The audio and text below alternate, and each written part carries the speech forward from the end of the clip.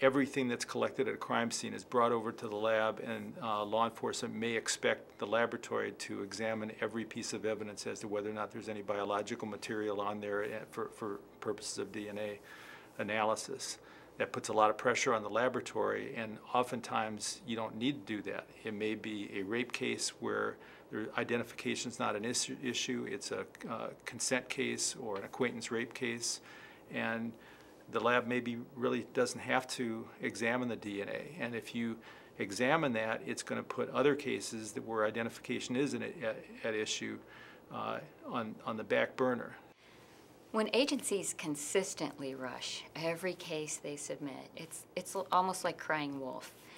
Laboratories understand that every case is important, or they wouldn't be submitted.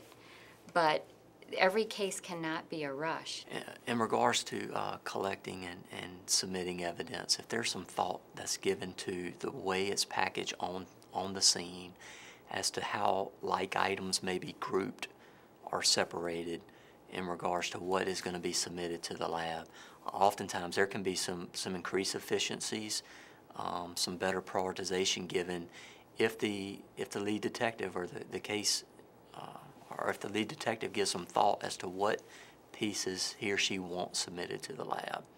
Just some simple discussions with the crime scene technicians about, hey, this is what we think is the murder weapon based on the way the scene's laid out. Laboratories prioritize cases in a number of different ways. Most laboratories will focus on the violent crimes first, crimes that might be from a serial rapist or a serial murderer or something that's suspected to be serial in nature.